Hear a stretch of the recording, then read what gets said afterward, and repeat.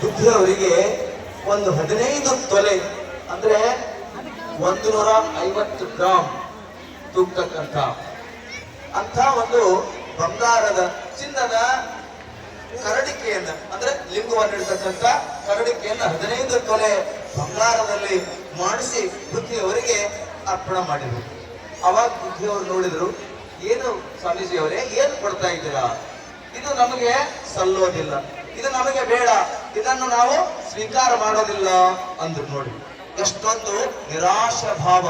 ಯಾರಿಗಾದ್ರೂ ಈ ಕಾಲದಲ್ಲಿ ಆದ್ರಂತೂ ಬಹಳ ಆಗ್ತದೆ. ಈ ಕಾಲದಲ್ಲಿ ಒಂದು 10 ಗ್ರಾಮ್ ಚಿನ್ನದ ಬೆಲೆ 1,50,000 ದಾಟಿ ಹೋಗಿದೆ ಏನೋ ಅಂತ ಅನಿಸ್ತದೆ. ಮತ್ತಿನ್ನ 15 ತೊಲೆ ಆಗ್ಬೇಕಾದ್ರೆ ಎಷ್ಟು ಲಕ್ಷ ಆಗ್ತದೆ, ಅಷ್ಟು ದುಡ್ಡು ಆಗ್ತದೆ. ಬರ್ಲಿ ನಮ್ಗೆ ಅಂತ ಅನ್ನೋರು ಎಷ್ಟು ಜನ ಇದ್ದಾರೆ ಅನ್ನೋ ಗೊತ್ತಿಲ್ಲ. ಆದ್ರೆ ಬುದ್ಧಿಯವರು ಇದು ನಮಗೆ ಬೇಡ, ಇದನ್ನ ನಾವು ಸ್ವೀಕಾರ ಮಾಡೋದಿಲ್ಲ ಅಂತ ನಿರ್ದಾಕ್ಷಿಣ್ಯವಾಗಿ ಇದು ನಮಗೆ ಬೇಡ, ನಾವು ಅಲ್ವೇ ಅಂತ ಹೇಳಿದ್ರು.